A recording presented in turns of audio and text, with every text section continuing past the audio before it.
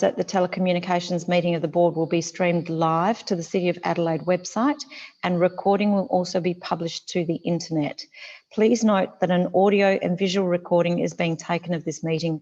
This means that your presence at and any contribution you make to the meeting may be collected, used, disclosed or published publicly by the Council, including transfer of the meeting outside of Australia. Acknowledgement of country. Adelaide Parklands Authority acknowledges that we're meeting on the traditional country of the Kaurna people of the Adelaide Plains and pays respects to elders past and present. We recognise and respect their cultural heritage, beliefs and relationship with the land, and acknowledge that they're of continuing importance to the Kaurna people living today. We also extend that respect to other Aboriginal language groups and other First Nations who may be with us today. Members, I have no apologies. Item 3 is disclosure of conflicts of interest, and we will do that as we get to the agenda items. Confirmation of minutes from the 5th of March 2020. So I seek a mover and a seconder to confirm the minutes, and I just have to go back to my little online thing so I can see hands. So I have Craig moving. I look for a seconder. Thank you, Ben. Members, if there are any questions or alterations, if you could raise your hand if there's any questions, alterations. If not, I'll take it that it's a correct minutes of the meetings. I'll go back to the, oh, sorry, Jess, did you have something, or are you voting? Voting, sorry, I was too early. Oh, you're too quick. I'll just lower your hand for a moment. So what I'll do is I'll go back to the mover and to put the motion. So can I ask those in favour to raise your physical hand rather than your electronic hand? Those in favour? I just have to do this. Thank you. Those against? That is carried. So members, with voting, we will do physical hands. With speaking, we'll use the electronic hand. There are no deputations this evening, which is item 5. Item 6 is the presiding member's report. I don't have a report per se, but I would like to welcome Rob Brookman. Rob's appointment has gone to the Minister. The Minister has written to me to say that he is he has approved the appointment, and that will be gazetted next week. Whereas Rob won't have a formal vote in tonight's meeting, we have asked him to join us as an observer, and we welcome you very much to the board. I might just, for those of you that don't know Rob, and I should say Mr. Brookman AM, Rob is a leading Australian theatre producer, festival director, cultural programmer and arts administrator, and has just recently, very, very recently, as in the last week or so, left as, or retired as the executive director of the Adelaide Festival.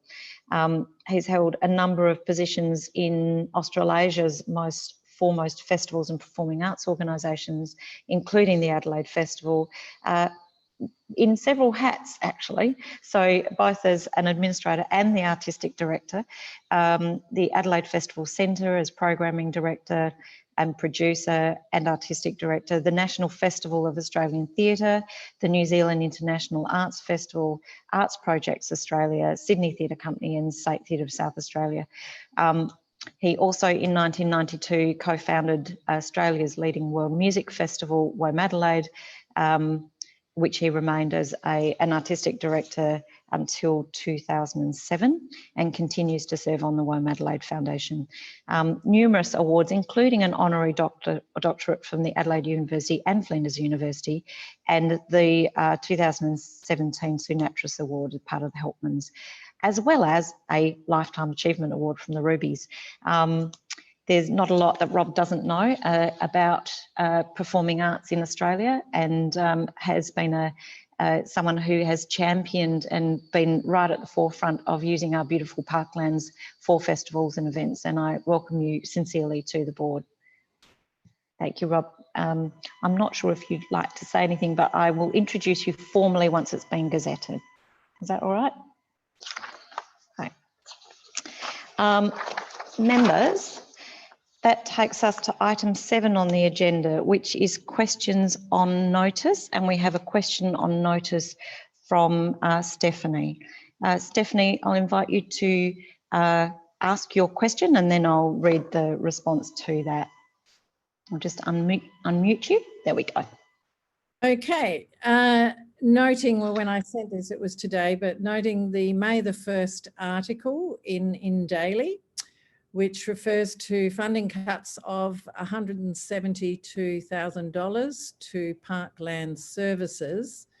What are the implications, if any, for APLA's World Heritage listing work and other parklands projects? Thank you, Stephanie. The budget savings this current financial year are not expected to delay the World Heritage project. This project is awaiting a review of the feasibility and the merits of the proposed bid, which is expected to be received towards the end of the current financial year. The review will largely determine if the project can proceed further. So once that feasibility study is done, that will of course come back into APLA and we can assess that in terms of what we do moving forward. Other savings were anticipated due to some projects now being progressed using in-house resources, such as a review of community land management plans, and some projects delayed or not proceeding for reasons unrelated to the current situation. That takes us, members, to 7.2. We have a motion on notice from Ms. Johnson.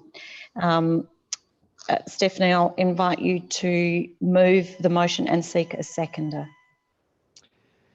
The motion is that APLA 1 notes Council's April the 14th resolution to suspend its unsolicited bids guidelines policy and to conduct a committee workshop to consider how future policy might apply differently to the Adelaide parklands. And point 2 requests that following Council's review of the proposal guidelines, UPGs, the board be afforded the opportunity to review the UPGs and to provide advice in relation to their application, if any, to the parklands. So I'll seek a seconder so that Stephanie can speak to that. Thank you, Craig. Stephanie. Okay, I'll just provide a bit of context first. The context being that the Adelaide Parklands Act basically enables APLA to provide advice to Council or to the Minister on its own initiative. And I also note that APLA's charter, similarly, and we'll go over all this in the session following this meeting, also talks about APLA on its own initiative providing advice on draft policies of Council that impact on the parklands. So that's the general context for this initiative coming from APLA rather than waiting for Council to approach APLA or otherwise for advice. The other context is, of course, the unsolicited proposal guidelines themselves.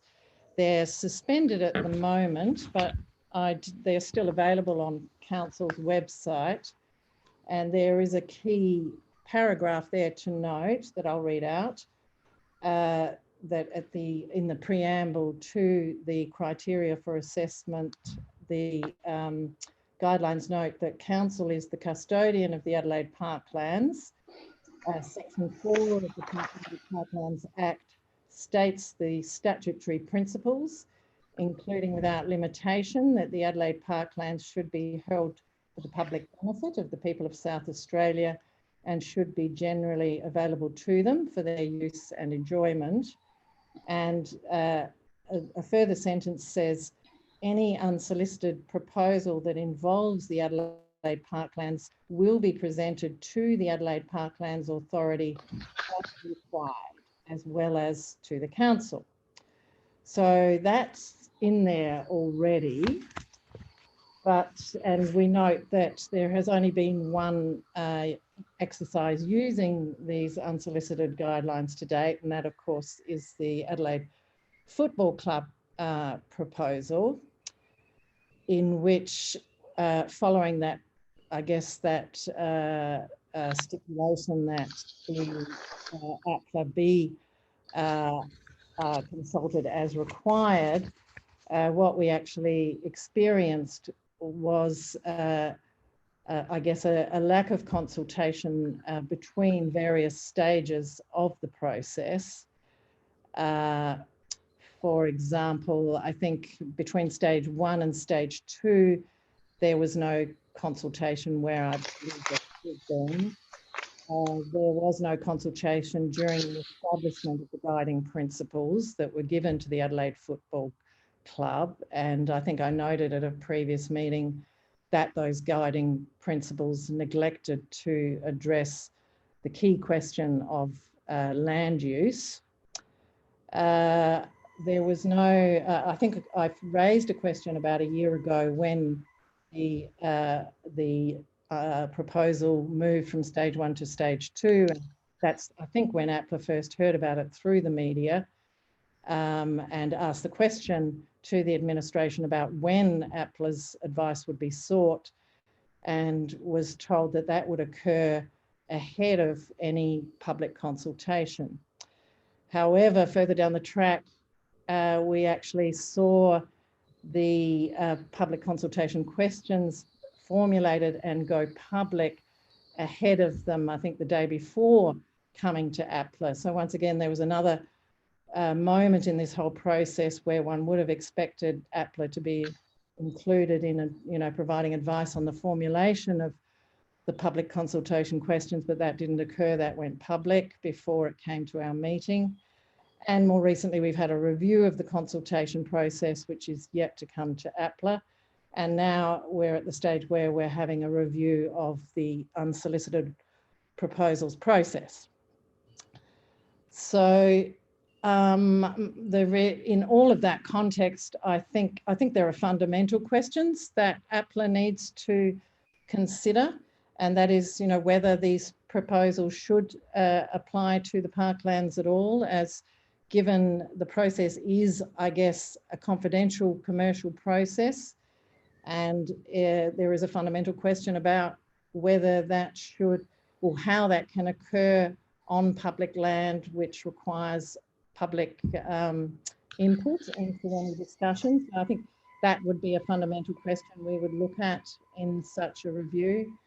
And secondly, we would just look at the process as it exists, and perhaps consider how better to make sure, or to provide more clarification than just the simple question, provide advice as required, because that did not lead in hindsight to APLA being given that opportunity along the way.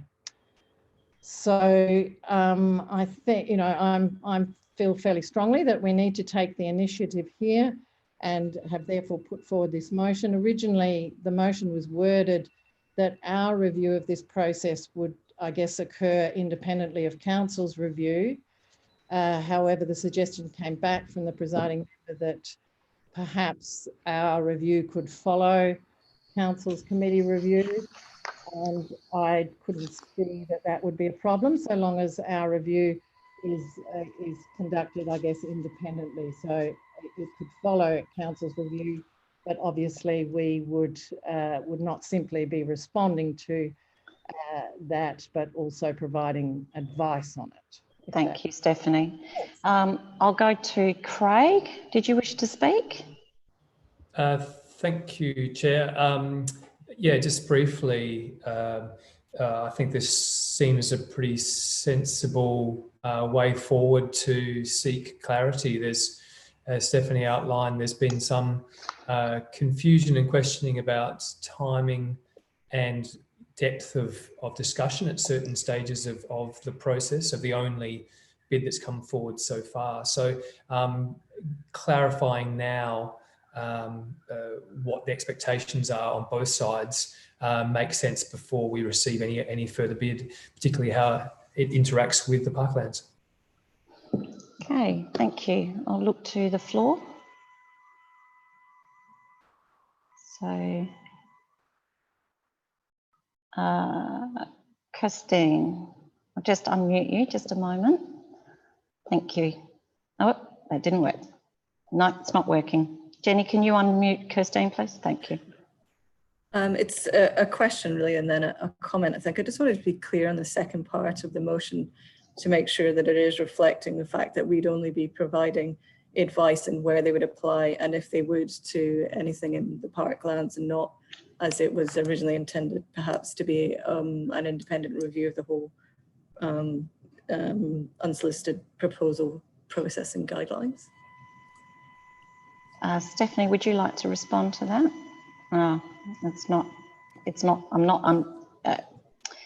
Jenny, I'm not able to unmute. It could be because we're both trying. Stephanie might be doing it as well. So that's possibly why. Okay. Sorry. Can anyone hear me now? Yeah. Yes, I think it's very clear. The wording is to provide advice in relation to the application of the unsolicited proposal guidelines, if any. So I think it does have that fundamental question there of whether they would apply to the parklands, but also that's the area that it would consider. I think that's clear in the current wording. Sorry, I'll go back to Christine. Thank you. I think it is really important that it is changed. I mean, I'm still feeling as though it is potentially going beyond the remit of the board to comment on any policy or legislation that belongs to state government or council for that matter. So as long as in our contribution in terms of the feedback we might give and what role the board would play in considering any proposals that might come through underneath those guidelines, I think that would be more appropriate. I'm getting increasingly concerned about us straying outside of our remit, and I think if that second part of the motion hadn't been amended, I would have been uncomfortable with it. So if it really is just providing feedback on how we might be considering proposals that would be within the parklands underneath that process, then I think that's much more appropriate. That's not the wording of the motion, so I think we need to explore that a little bit more. So its own review of the unsolicited proposals guidelines is different to providing advice in relation to the application of the council's review to the parklands. I think they're quite different things. I have, Deputy Lord Mayor's hand up. I'll unmute you. Yes, Deputy Lord Mayor. Everyone. Yeah, I just feel that given what our role is and where we're at in this process, but also given that there's not a huge amount of time urgency. Sorry, can I get the recommendation back on the screen? I know what Sandy looks like. I need the recommendation. Thanks. I'd like to propose an amendment, a minor one, but I think it's one that addresses the issue Kirstine has, which is the same one I have, and that is that we change review to, yeah, basically just to provide advice on.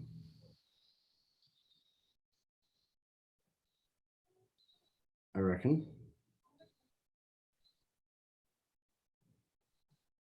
Yeah.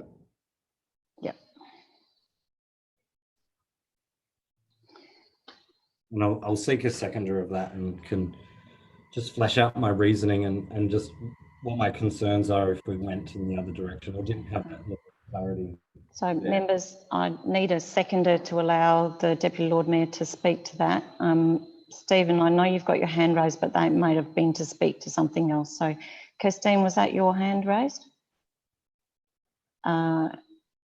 Thank you. I just need to check. Jenny, Kirstine's already spoken, so can she second that? No, she can't. Thanks, Lord Okay, Mayor. so I'll look for another seconder to allow the Deputy Lord Mayor to speak to that amendment. Stephen, are you seconding it? I have to unmute you, sorry. No, I'm not seconding it. I have another issue that relates back to Kirstine's description of why she wished to change the... Okay, I'll just drop your hand for the moment then. Members, I'm looking for a seconder to allow the Deputy Lord Mayor to speak to that amendment. Thank you, Alison. Deputy Lord Mayor. Thanks, Lord Mayor. Again, it comes back to what our remit is as the Parklands Authority. We are first and foremost an advisory board, but what I'm just worried that this would do, and noting that it's saying that our review is going to come afterwards, I still am a little bit concerned at the use of the terminology and independent review. And that's not because I'm against independent, I'm against you guys exercising your own view.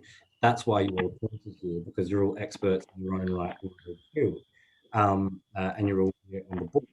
And if you weren't exercising an independent view when you come here, then I think you need to look at that yourself. But that's my point. It's all independent views when we come here. So I don't think there's any need for us to, the way I read it, commission and in another independent review in addition to the process the council is already going through. In commissioning another independent review, you're going to spend another $30,000 to $50,000, and the council's going to find that because APLA doesn't have any money, and we're a subcommittee of the council. So I just think this clears it up. Naturally speaking, what I would suggest are the amended unsolicited proposal guidelines will come back to us once the result of the council workshop is determined. They will come back to us and they will be given to all of us, and I won't necessarily have an interest when it comes to APLA because I've already had the opportunity to get my other hat on to have my say. But I would be very, very interested to hear what all of you have to say when it comes to that point. And naturally, I would expect you to exercise your independent thought and discretion when it comes to talking about them. So I'm just not convinced that having an independent review, albeit after council's process, but sitting outside of it somewhat, is the way to go about it. I think the Parklands Authority, the way that it operates, things come to us and to you for comment and your advice regardless. And that's what we're here to do. We're not here to commission studies of other work to be done. I think that's outside of our limits. So, but again, the advice to you, the whole point is that you're the advisors. Your review over this is meant to be what's independent. So I just impress that upon members, and I think that this clears it up a little bit and makes sure we're doing what we need to be doing, basically. Thank you, Lord Mayor. Alison, did you wish to speak? I will, no, thank you. You reserve your right. Now, Stephen, you had your hand up before. I will just unmute you. There we go. Thanks. Look, the issue, I think both the Deputy Lord Mayor and Kirstine have indicated their concern about the Adelaide Parklands Authority providing advice on its own initiative. I think we've referred back to the Act and the functions of the Act. So under Section 9 of the Act, Section E, on the basis of any request or on its own initiative, APLA to provide advice to the Adelaide City Council or to the Minister on policy, development, heritage or management issues affecting the parklands. Now that is a very broad remit, and we've had this discussion previously, and I think it has been accepted, but there is revisionism in most meetings where APLA is considered just to be a second order advisory body, that the Act is quite clear that APLA is able to act on its own initiative. So I just wanted to make that clear. So I on that basis, I would reject the amendment, but I don't understand the procedure here. Oh, that's right. When it gets to the vote, Stephen, that's the procedure is that you talk for or against it, and then we will go to the vote on the amendment. And if that's lost, then we go back to the original motion. That's the procedure. Okay, so I'm speaking against it on the basis of the arguments put were contrary to the functions under the Act. Members, so I'm just looking if any other members. Jess, did you wish to speak? No. Ben, did you wish to speak? One moment, I'll just unmute you. Jess, there we go. Look, just quickly, looking through the wording there, the amendments that are being proposed, I guess my view is the unsolicited bid is a process for the council. I guess where I see our involvement is how it is applied to the parklands, and so I think in maintaining our focus and our value and contribution is around its application to the parklands. So if this wording keeps that focus there, then I'm happy to support it. I certainly agree with Stephen's point in the Act and our role in providing advice. I think we can do that, but I think we need to see it through the parklands and I think not get caught up in other elements. That this as an approach that the council needs to take has got to consider a whole lot of other elements that the council needs to consider in all its administrative duties. Jenny, I can't seem to contact you separately to ask for governance advice. So can I just check, Steph has already spoken to the motion. Can she speak to the amendment? Yes, and she can. Sorry. Kirstine has already spoken to the motion. So can she speak to the amendment? Correct.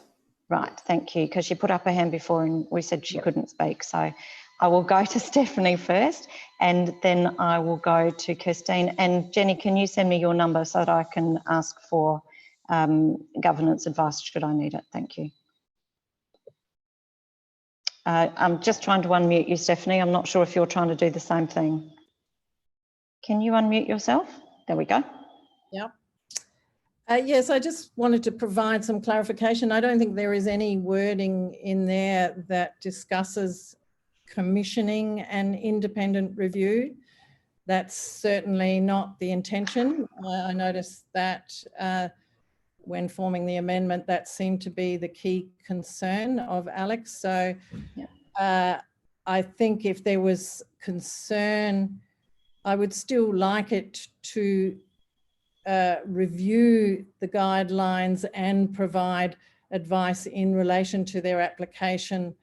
I don't think that means we're going to provide advice not in relation to their application to the parklands. Obviously, we review the guidelines and provide advice in their application to the parklands. I think it's very clear there's nothing about an independent review there or reviewing the guidelines and providing advice not in relation to the parklands. Okay, I think that it's actually a matter of the wording then, Stephanie, and I think that the intention is absolutely that the APLA be afforded the opportunity to provide advice in relation to the application to the parklands once that review has been done. Undergoing its own review of the unsolicited proposal guidelines infers that we're doing something in addition to that. So I think we're actually all on the same page. It's just the wording that needs to be very clear because we have to deliver on the motion. Kirstine, I'll go to you. Thank you for the opportunity to speak to the amendment. And I would agree that it's important to be as clear as we can in that wording. And I also think that by suggesting review of the guidelines suggest that we're reviewing them holistically, and of course they'll cover a wide range of things and affect many different proposals and accommodate how council would consider them. So I think it's really quite important that we're as clear as possible in saying that we are providing advice in relation to the application to the parklands rather than reviewing the guidelines holistically, because they'll be very broad ranging. Yep. I will see if anyone else wishes to speak. If not, I'll go to, actually before you go back to Deputy Lord Mayor to sum up, I think it's fair to say, I think having heard you all, I think we're all on the same page. It's really just the wording to be very clear that that the board is given the opportunity to provide that advice in relation to the application, and I think that makes it very clear. Council actually understands, we absolutely understand that the process, the unsolicited proposal guidelines need review. As Stephanie said, it was the first time we used them. They were created in a response and actually a demand from the state government to make sure that we had such a thing in order, and they are going to be revised. And it is absolutely Council's intention and desire to seek the advice of APLA in the revised unsolicited proposals guideline in relation to their application to the parkland. So I think that this does achieve the intent, and that will definitely come in. And I also just responding to Stephanie's first thing, I do also think that we did miss a few things in the stages as we went along, particularly around the guiding principles. That has absolutely been taken on board by the council, and we've had quite a discussion in terms of at what point we need to engage with APLA to make sure that that doesn't occur should something like this come through again. So with that, I will go back to the Deputy Lord Mayor to sum up. Deputy Lord Mayor, I'll just unmute you. Yep. Thanks, Lord Mayor. And apologies, Steph, if there was any confusion. The thing that piqued my interest was the words independent review, and I know it's not in there necessarily, but often our governance look to the context of the discussion when working out what to do with the motion, and usually when we're talking about reviews and such things, it does mean like something that happens in addition to the advice that we would normally provide, and something that's going to be resource intensive and be conducted elsewhere and cost tens of thousands of dollars and what have you. And even if that wasn't the intent, the person who takes the minutes passes it on to the person who does the actioning, and they pass it on to someone else, and God knows what happens after that. So if this can at least offer some clarity, then look, I guess I commend the amendment 2 in that regards. If we're all in furious agreement, then that's great. Yeah, I do sincerely, as the person who suggested that we hold this workshop and fix up the guidelines, I'm very much looking forward to your feedback, because obviously the first time that they were used threw up something which was originally not contemplated by them, which is that someone might come to us with a proposal for the parklands. And so I guess we've unearthed that problem, and keen to see what everyone has to say about it once it comes back through to us. Thank you, members. We'll now go to vote on the amendment. Members, those in favour? Just so I can see your hand. Those against? That is carried. That now becomes a substantive, and I go back to, does anybody else want to speak on it? And if not, I'll go back to the original mover, which is Stephanie, to sum up. Hang on, Stephanie, I'll just try and unmute you.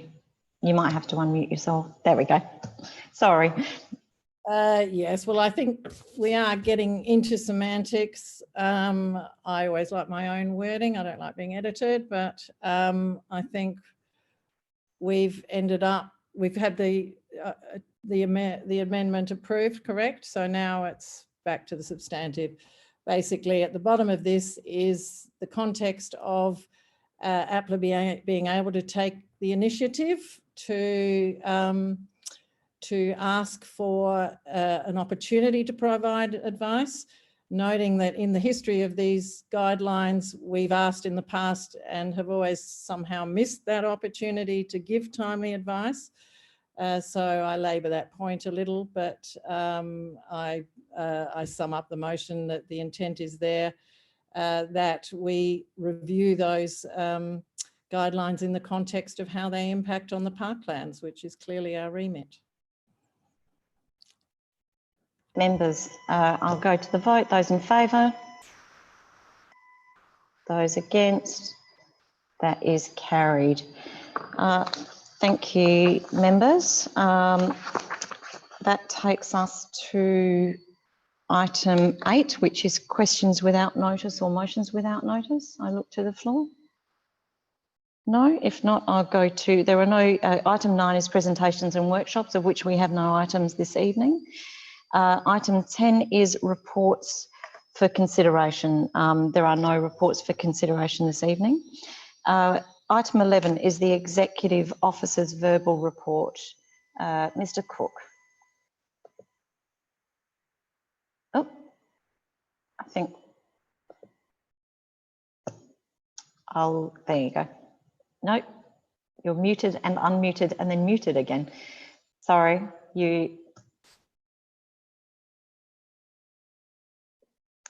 Jenny, can you unmute Martin, please?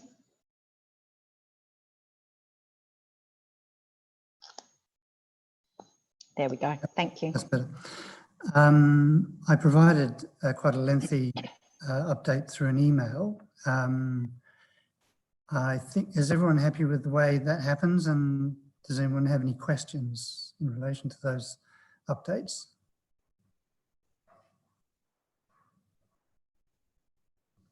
Electronic hands. So thank you, Ben. There we go. Sorry, I was trying to find the other hand. Put my hand up quicker. Martin, you made comment there that understandably with the COVID restrictions in place, the planned burn has been postponed. Is there any thought, albeit we recognise we don't necessarily know what's happening in the next few weeks or months, but are there seasonal implications around when is best to do that work? Is that something that we need to wait 6 months for, or it's really a 12-month, the next cycle? Yeah, Ben, thanks. I'd only be guessing if I tried to answer that, but obviously the seasonal factor is there, but there are a number of other factors too. So we just have to wait and see how that situation evolves. Okay. Yep. Okay. Members, are there any other questions of Martin? Deputy Lord Mayor, I'm assuming that was a hand. There we go. Just a quick one, and forgive me if I'm rehashing ground we've already tread.